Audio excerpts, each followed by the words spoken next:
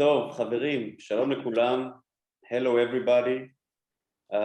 Thank you for joining us today at this webinar on why Portugal is a tech hub for Israeli startups. Before we start, please put your microphones on mute so we will be able, so we won't going to suffer any noises on the background. My name is Yehonatan Gourvitch. I'm a managing partner at Maven, a real estate investment company based in Lisbon. As we work with the foreign investors, we see a growing interest in the local tech scene or the high-tech scene in the last few years. And indeed, in the few last years, there is an emerging, exciting thing happening in Portugal that I think that is worth notice too. So together with the Israel-Portugal Chamber of Commerce, we organized this webinar hoping to create cooperation for the future. Our main speakers today will be Diogo Cruz, director at InvestLisboa, that will provide an overview of the local scene, and Pedro Henriques, founder and CEO of Bridge-In, who will talk about how to create and manage a tech business in Portugal. And before we start, I would like to invite Marian Cohen to say a few words, Chairman of the Israeli High-Tech Association. Please, sir. Muito bom dia a todos. Well, my Portuguese used to be much better in the past, and I'm looking forward to improve it. I am probably one of the few people here without a Portuguese passport. This is not going to change, unfortunately. What is changing, though, is the situation where we finally have a very nice Chamber of Commerce, Israel-Portugal, and thank you very much to Yarona, and thank you very much to Noam that they undertook this difficult challenge. It looks like they are going to have a busy program ahead. I am glad to see so many participants here. And as I have another occupation being the president of the Israeli High-Tech Association, I'm very curious to find out and to see what could be the cooperation between us and the ecosystem that you can create in Portugal in order to encourage any cooperation between Israeli startups to be active, to operate in Portugal, for the Israeli innovation, for, I would say, for the mutual benefit of Israel and Portugal. As some of you may well know, in Israel, we have, as of now, about 4,500 active startups. And one of the biggest hurdles in front of our industry is the lack of adequate human resources. And personally, I would be very glad to see where we can find the support and the cooperation necessary for this, let's say so, innovation or innovative spirit to progress ahead. And if any of you here can come up with ideas for such a cooperation, we will be very glad to support them and to foster these relations. And I'm very glad to see such a numerous participation in this first webinar of the Israel-Portugal Chamber of Commerce. I'm glad to see the high spirit of Yarona and Noam. And thank you everybody here and in Portugal for participating in this very important event. So Itamar and Yarona and Yehonatan and Dan, and everybody, I wish you all a very fruitful webinar today. I hope to see you very soon in person. I think that will be for the benefit of everybody. We got used to work on Zoom, but we are dreaming to work in person. So and bom dia a todos, and good luck. Thank you very much. Thank you. Thank you, Marian, very much. I would like to invite Dan Catarivas, Chairman of the Israel-EU Chamber of Commerce and Industry. Please, Dan. Well, thank you very much, and I won't be long because I think that we all came to hear exactly what Marian was talking about, i.e. to see how complementary might be Israel and Portugal, because I think that there are a lot of similarities and probably a lot of complementarities, both being, I would say, relatively small country looking at the global market, and therefore it's not that we are looking at the Portuguese market or the Israeli market, but we're talking about having joint venture and working together for the global market and the European market. So we at the Chamber, we are very happy to have obviously the Israeli-Portuguese Chamber of Commerce is being one of our members. We are also very happy that we just finalized a big event with the Portuguese presidency that just ended of the EU. And actually the Portuguese actually hosted an event that was on regional cooperation on the Mediterranean policy of the EU. They brought together the various Arab ambassadors that are posted in Israel. So we are really talking about the new era, which is happening in that region, and Portugal can also be involved and play a very positive role. So but we are here talking about innovation, talking about startups, talking about cooperation.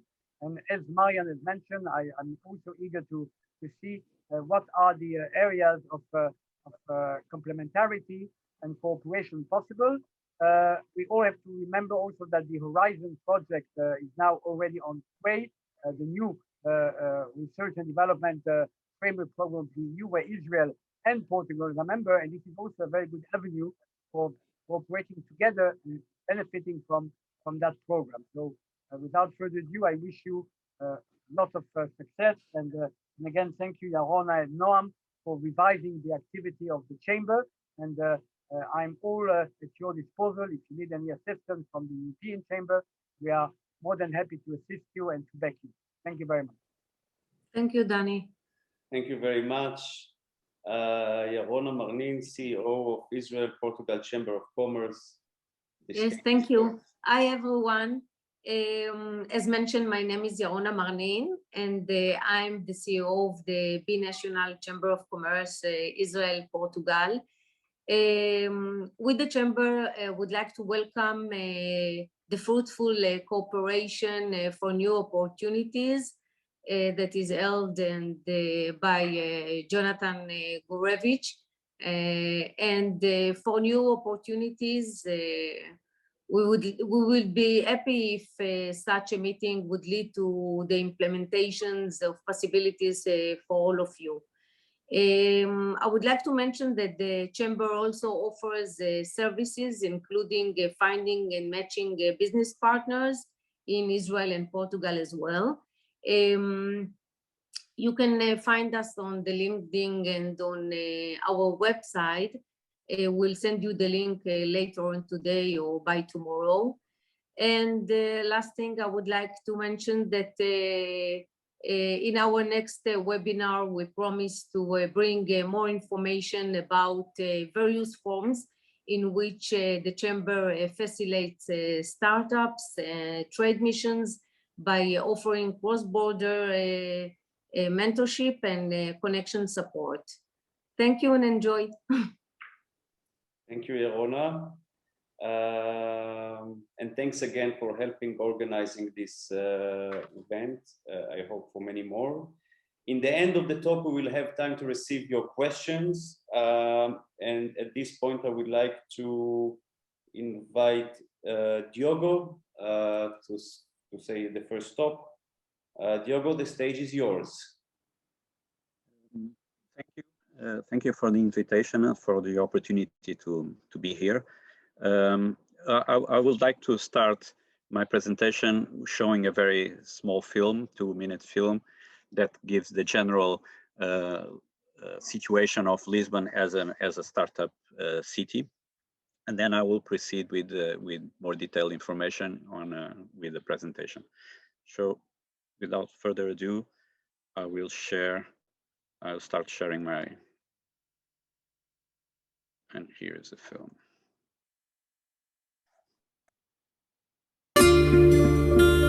Why do so many investors fall in love with Lisboa? Easy. There's no other city that combines this beautiful view with the beauty of these numbers. Lisboa is the closest European capital to the United States, South America and Africa, with 250 departures every day, and being the only capital in mainland Europe sharing the same time zone with the British capital, with more than 300 days of sunshine throughout the year.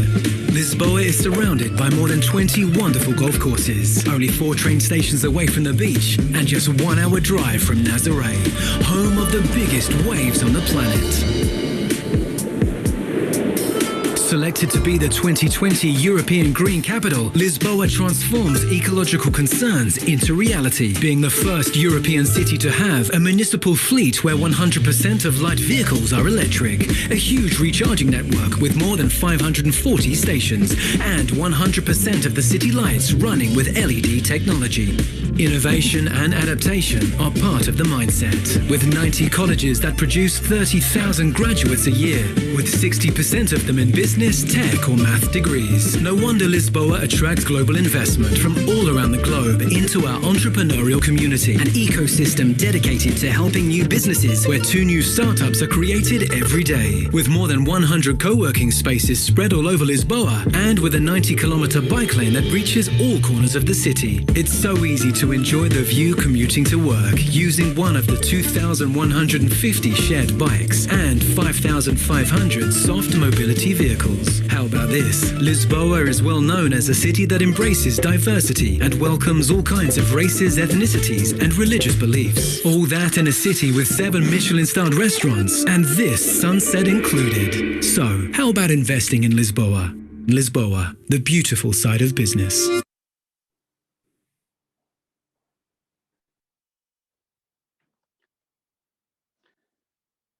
So I hope you have enjoyed this film. Here it is. So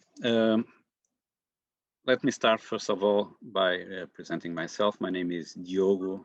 I'm part of InvestLisboa, which is the investment promotion agency of the city of Lisbon. Let me take this from. Okay. So the investment agency, promotion agency, was created by the municipality of Lisbon in a partnership with the Portuguese Chamber of Commerce and Industry, and also have the support of ICEP, which is the National Economic Development Agency, and we are sponsored by Lisbon South Bay, which is a public entity that manages a very large piece of territory, very large area of land on the south bank of the River Tagus in front of Lisbon city, that has entrepreneurial business and industrial areas that also help us do our job and get to our objectives. And what are we mandated to do? We are responsible for the international promotion of the city of Lisbon. We aim to attract investments, to attract businesses, and to attract talents to the city of Lisbon, on one hand. On the other hand, we also we support these investors, these businessmen, and not all talents, not people that wants to get a job, but people who wants to set up a company, startups, entrepreneurs that want to set up here in Portugal, in Lisbon.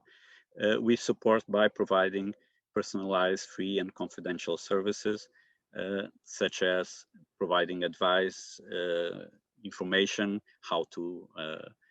information that helps the decision making about if Lisbon makes sense to set up a business or for their business. We also share our contact network. We help find premises. We help find business partner.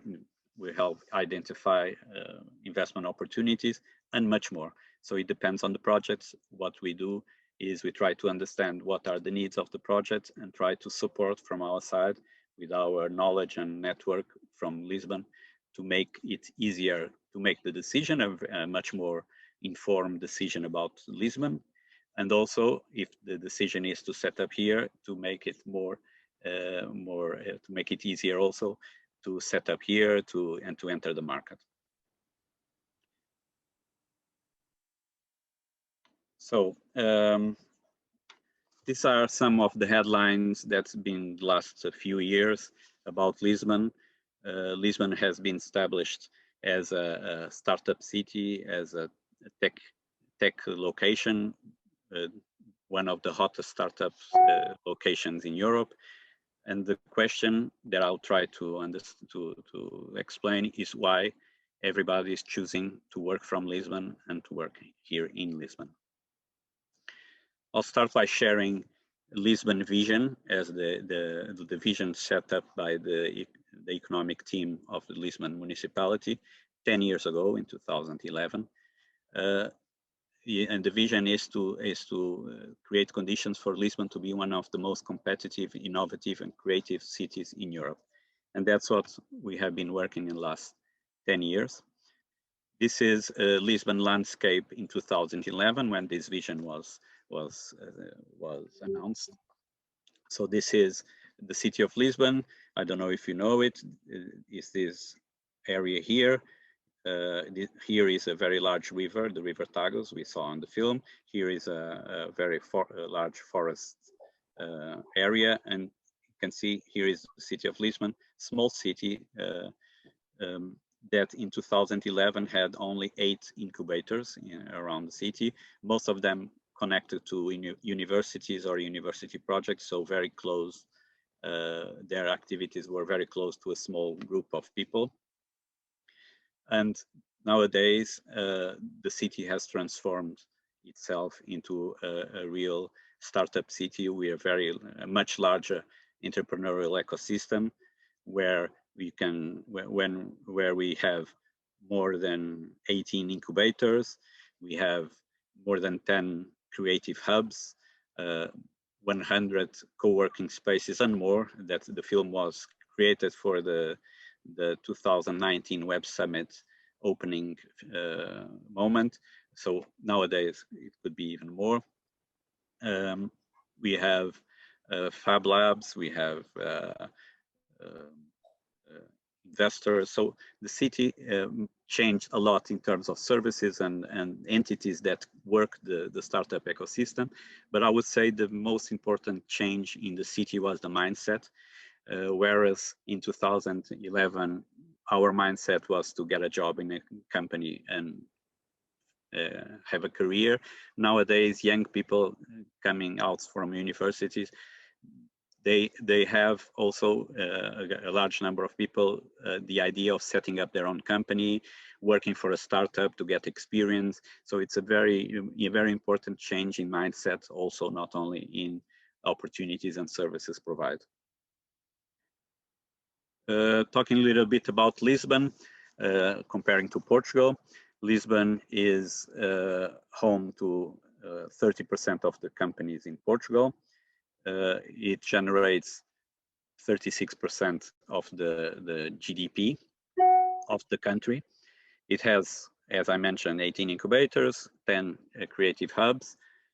It has almost half of the digital companies and creative companies of Portugal are set up here in Lisbon. So as you can see, it's a very important pole for innovation, for creativity, and for digital and tech companies.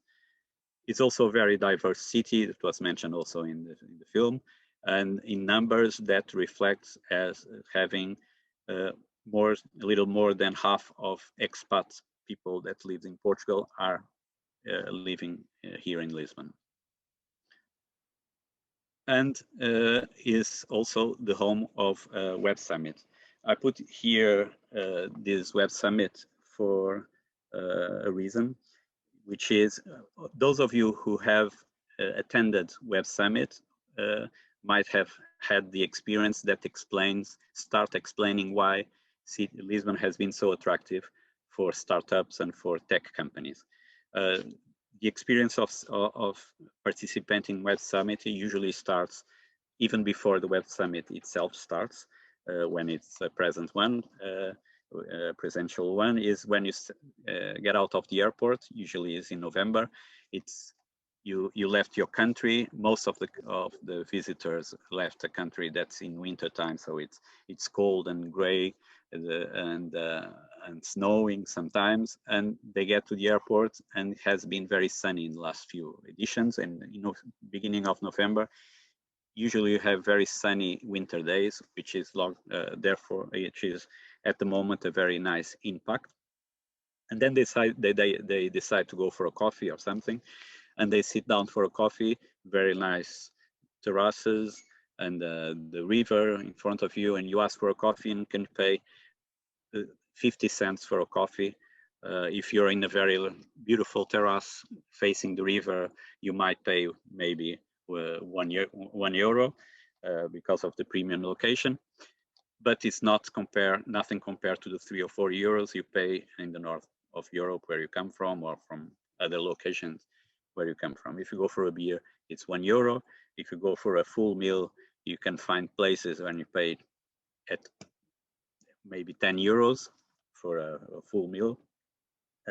So that's the second impression, that you have good weather, good quality, and you can have a cheap beer of high quality beer. Then you go to Web Summit, and you're there. You're experiencing and connecting to people all over the world.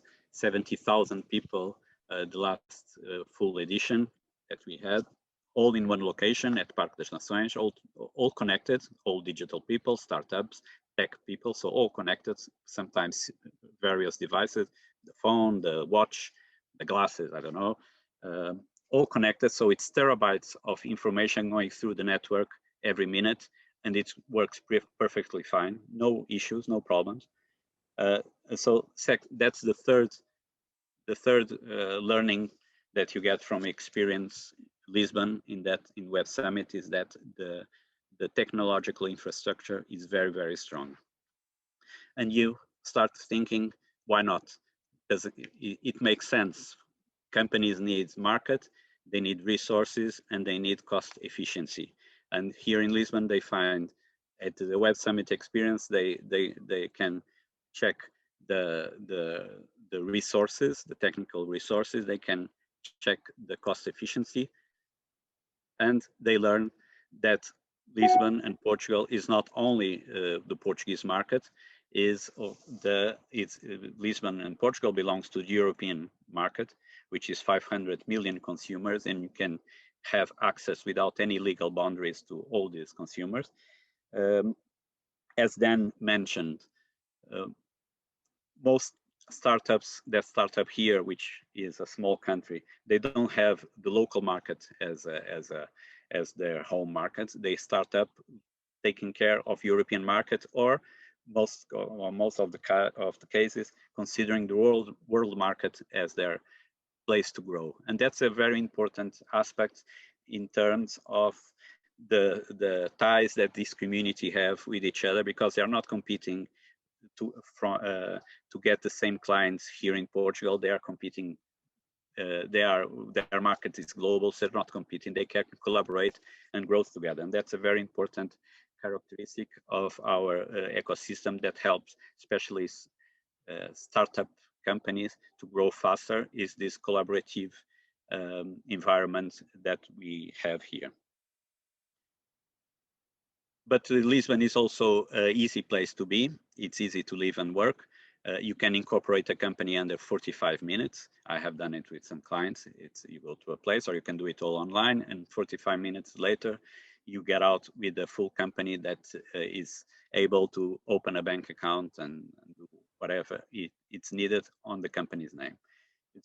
There are also a big effort, and it's very long for many years now, and continuous effort to reduce all bureaucracy. Nowadays, it's possible to start a commercial activity without asking anybody. It's zero licensing. You just open your activity, and you send an email to the city hall saying, I'm going to open tomorrow, and that's it. Also, a big effort in making it easier to export and import. It's the 6th place in trade openness and non-tariff barriers in the world. So it's very, I wouldn't say it's without problems. No place is, but there's a big and important mindset of solving problems and trying to make it easier. I'm going to make it faster now. The other issue that startups need, and it was mentioned by Marian, is the talent that companies need, and that I would say is a very important and the principal factor that's been attracting companies to Portugal is talent availability, the possibility of attracting talent into Lisbon. We have, of course, national talent. We are the largest university city in Portugal, more than 140,000 students each year. Many of them are from STEAM university, from STEAM courses, statistical, technical, engineering, and mathematics. Also important universities well ranked in international ranks for management courses, especially MBAs. And so you have here a pool of recruitment that's very important and is recognized European level, because there are many recruitments that are international recruitments looking at our universities, and especially in tech courses are very well recognized all over Europe. But we are a small city, so of course small numbers, but Lisbon has also another advantage to offer talents, which is quality of living, quality of life. Lisbon is a very safe city. Portugal is a very safe country. Here we have here the 3rd safest country in the world. That was last year. This year we lost a position. We are the 4th safest country. Denmark apparently is the 3rd, surpasses us. Denmark is of course a great country, but the weather is not as good as here. So I would still be here. Very safe country. It's not only about walking on the streets without issues. It's also the society is very tranquil. The politics is very stable.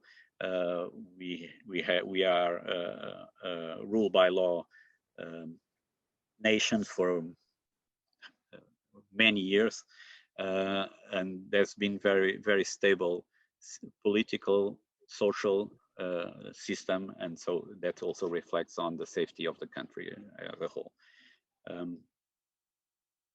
And you can do that 20 minutes from the city center, which is also nice. It was mentioned briefly, Lisbon was awarded European Green Capital in 2020. That's not an award that is given to a country that's very green and very sustainable at the moment. It's an award that is given to a city that has a very interesting strategy for sustainability, and it's part of their objectives. And Lisbon is the case. You saw in the film. The city has been investing a lot in growing and reducing its footprint, and growing in sustainability as a general term. I'm not saying only about environmental sustainability, social and economic, the 3 pillars, and governance as well, as a aim to go for. There are some incentives set in place. I will mention mostly the ones that are focused on attracting international talent, such as the visa startup and the tech visa, which are 2 ways of non-European Union citizens get access and to visas to live and work here in Portugal, specifically for startups and for high value professions, the tech visa.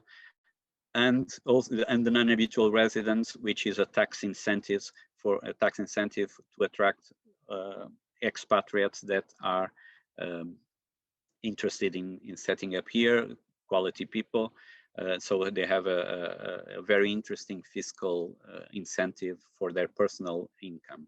It's a 20% flat rate, which is in European terms very, very competitive. Other projects that is available for startups in the city, one of them is the Hub Creativo do Beato Creative Hub. It's the largest in Europe. It's 35,000 square meters in 20 buildings. It's not completely operational yet. Maybe next year it will start with this building here, which is a co-working space, a very large 11,000 square meter co-working space.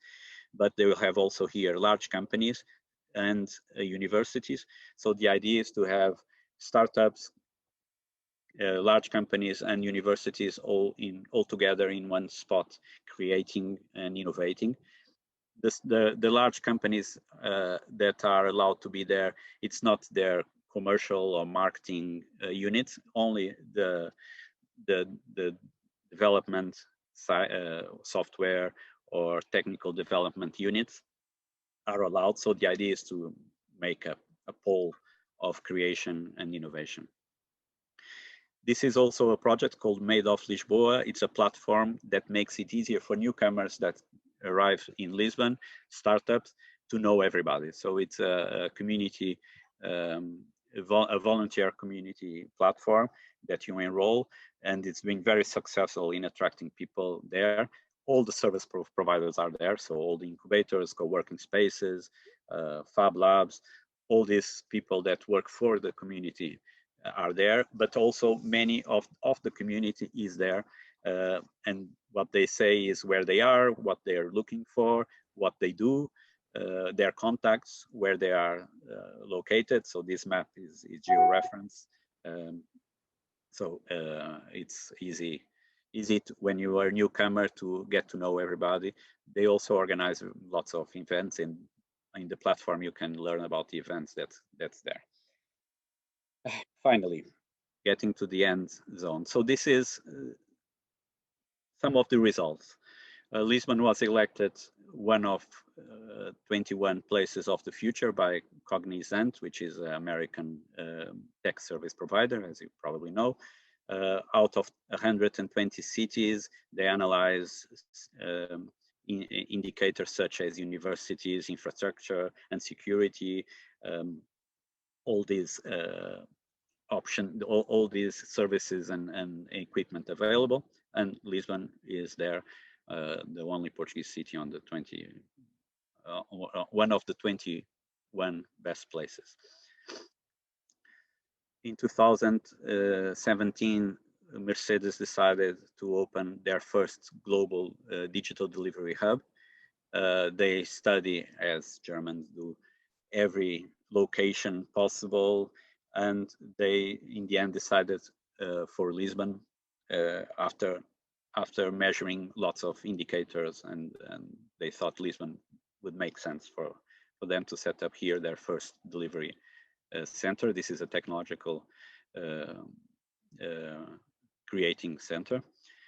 Amazon also set up here 2018. Volkswagen, 300 IT specialists. So what I would like to point on this is that these companies are mostly are not talking about the presence of the brands here to sell. I'm talking about the companies that decide to set up their development, their IT, because of the engineering capacity that they found it here, and the cost efficiency also. Google, they set up here. First it was 500 engineers. They are now in 1,500 engineers. And so this is again the timeline of projects that we have been attracting, and their brands. I'm talking only about multinational companies and only projects that has to do with global services to the companies or development of technology or software. So and here is the same information organized in sectors. So just to finish, I would like also to tell you that because of the COVID and all this situation, the European Union decided to create a very large incentive program with lots of funds available. The Portuguese funds will be used mainly for the digitalization of the Portuguese economy, for resilience.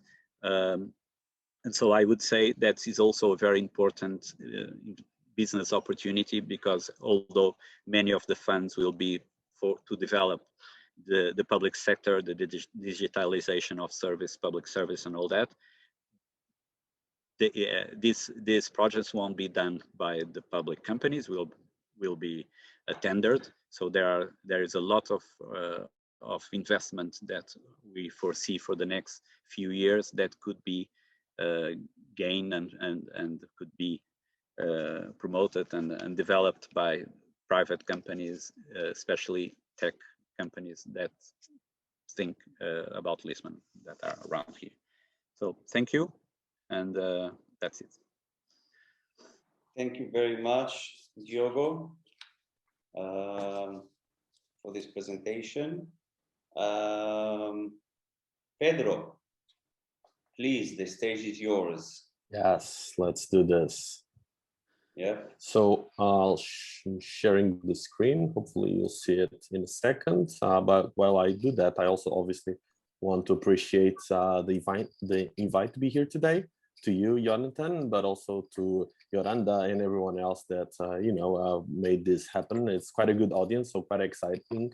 As it was mentioned already, indeed, both Israel and Portugal are somewhat small countries in the globe stage. So I think there's so much opportunity for synergies, and even for, well, some Portuguese startups to learn a bit how to further scale and how to leverage what I believe is an inherent capacity that we have in terms of, engineering capacity, ideas, and all of that. So let's start to this. I do want to make sure that we have time in the end for questions. So I'll try to be as quick as possible. So, well, I guess starting with myself, my name is Pedro Henriques, CEO and founder at Bridgin. Quickly about, you should be seeing my screen, yes? Yep. Thumbs up? Yeah, all right, brilliant. So very quickly about Bridgin, what we are is we are a private owned company. We focus on helping other companies coming here. My background and my senior leadership team is focused and has been managing tech businesses, from product to private equity, from recruitment to even Nikita's here in a big four firm. So we know quite a bit what it is to run, to build teams, to recruit, and understand very, very well the local market. Really quickly on how we've been helping companies so far. It's all about one part, what we call soft landing. So acting as almost an interim country manager for some of these companies, really to help navigate the local environment. Again, could be finding partners, could be how to have a good talent acquisition strategy. Something particular because of the pandemic that has grew quite a bit that we also do is the employer of record. I'll mention a little bit more about this, but in essence, it's the idea that you can try the market and maybe have 1-2 people working for you, either business development or development, software development, and see how it could work on your bigger company without necessarily incorporate first. So just another way to possibly expand. We do help with relocation, and we obviously do help with the payroll, people management, and so on and so forth. Moving on, well, just briefly here, I already mentioned our idea is to be really like an interim country manager, so help interface with all the different providers you might need, and make sure that you're not taking for the longest drive, right? That you get right to the place, get things done, and don't get sometimes stuck in some local providers that either want to charge just a little bit more for services, or don't necessarily have work experience with the foreign companies. We are here to help you with that. Now, why Portugal? Obviously, Diogo already mentioned quite a bit of this, so this will even be faster. but I think it's relevant to kind of take home a few notes. Very secure and thriving democracy, already mentioned. It is very true. I think it's definitely quite important. Stability is not something that we should take lightly. Unfortunately, we have seen some challenging times in a few different countries around the world. So far, at least Portugal has been, sometimes feel boring, but in politics, I think boring is good, right? You don't get anything too outlandish going. Strategic location, also already mentioned, right? But it's the closest to North America, then Brazil, really big economy in South America. Obviously, they speak Portuguese. We have historical ties as well with some countries in Africa, like Angola and Mozambique. So quite an interesting location in the world. These were, by the way, all the flights that we had before, pandemic and all, right? So we had direct flights for a lot of these European and North American and South American capitals. High English proficiency, very, very relevant. So besides really the native and the Nordics, we are one of the countries in Europe with the highest level of proficiency. If you ever travel to Portugal and Spain, which are fairly fairly equal in countries, right? Both in Iberian Peninsula, they share a big part of their heritage, but you'll see a big difference in terms of language skills in Portugal and Spain. And that indeed, it makes it a little bit simpler, not to say a lot simpler, to be able to speak in English, particularly in Lisbon, as Diogo said.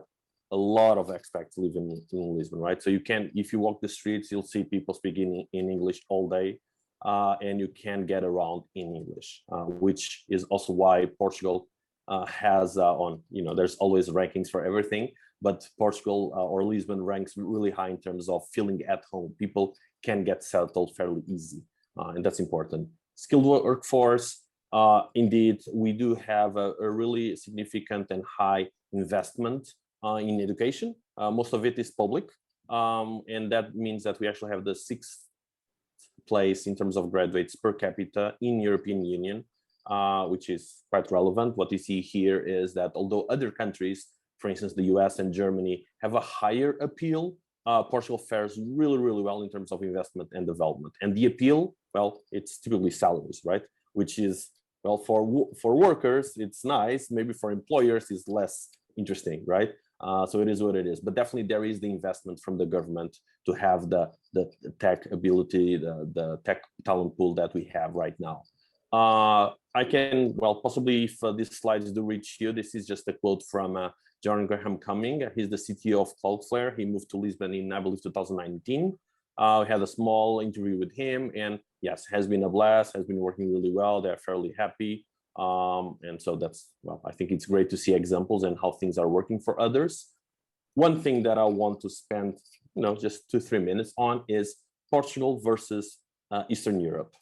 From my perception, talking with a couple of the founders of Israeli startups, it does seem that Eastern Europe sometimes is one of the places to choose to have a tech team, which is probably, fair. But there is always, with everything, pros and cons, right? So I'll try to address in our perspective, and I'm naturally biased, why I think Portugal can be, at least if not best, at least something to consider. So let's start with professional developers. So indeed, we have total a little bit less than comparable to Romania in size, a little bit less than Ukraine and Poland, but obviously they are bigger countries, right? So they have more population. When you do compare the percentage of professional software developers in the population, you do see that Portugal actually fares better than them. Talent competitiveness, we are better. Skills of the workforce and availability, also doing better. And if I can add here some an interesting information, by talking actually with the founder from a French company that has been hiring in Poland. And I've met him in Lisbon 2 weeks ago. And what he said was he was behind on their hiring goals in Poland. Obviously, being the biggest talent pool does not mean always that is the easiest to hire, right? It's all about how much competition you have. And Poland and Ukraine, I would say those two particularly are very well known now by having, a lot of big companies have IT development centers there. So that means that you might have a bigger competition. Other stuff here already mentioned, government expenditure on education, fairly high and definitely better. Innovation score, we have really high. Diogo already mentioned this. Both business schools, namely MBAs, very well ranked, as well as tech universities. Language skills and proficiency, you'll see that Portugal typically ranks better than Eastern Europe. Political stability, definitely better. You probably know, right, the ongoing things with Ukraine, with Crimea being, well, invaded, I guess we could tell, by Russia, but also on Poland, the ongoing discussion with the rule of law and some doubts in the European Union possibly, putting them into a court of law by not following some of the values that the European Union shares. Liberal democracy, personal freedoms, all of that stuff is really higher in Portugal compared to Eastern Europe. Trade openness, favorable immigration laws, Diogo also mentioned too, global peace index, infrastructure, the example about Web Summit, the infrastructure coping with the accesses, and how much you have in terms of the coverages for fixed and ultra fast broadband as well, very high in Portugal. So all of these obviously are relevant. Lastly here, we do have a very interesting, and this is actually better now, we have, I believe, 5 unicorns, or we so-call them unicorns in Portugal. Number of scale-ups also fairly high, and again, comparing by size, Portugal has done fairly well. Time to start a business, well, maybe this is time to go to the bank as well. Maybe 45 minutes to incorporate, then 2-3 days at the bank. But yeah, it's a few days, right? The idea here is that it is not, it's getting easier, and there's a big push of the government to make these things easier. You do have a stable currency, euros, and well, time zone shift. If you're looking to address North American market, it's just a 5-hour difference from East Coast and 8-hour difference from Pacific. If you are anywhere Central or Eastern Europe, it starts to become unworkable with Pacific time because it can be 10-hour different, which is very far away. I do want to mention this. I'll probably, for the sake of time, I'll be quick, but this is to give a notion in terms of employment costs, which is, yes, there's tax.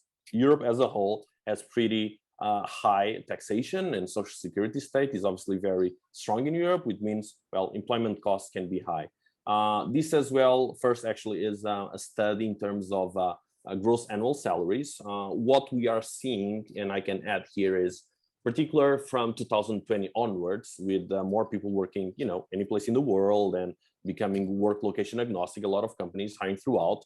We are seeing also this trend to, in parts of the economy where the workers, the contributors, don't really need to be on a location. They are competing globally with other talents, right? With other software developers or other professions. What that means is that they are converging in terms of salaries. So the difference that you saw, for instance, in the UK and Portugal is not as much as it was in the past. So it's now getting a little bit shorter. So although Portugal can still be fairly competitive, definitely competitive comparing to San Francisco and other locations like that, it is less so than, for instance, maybe France. But on the other hand, the Eastern European countries are also getting the same pressure. So their salaries are also higher. Poland and Portugal are very similar in terms of salaries. So if you, consider those countries because of cost savings, maybe you won't end up saving a whole lot. So I think there are other criteria that are relevant as well.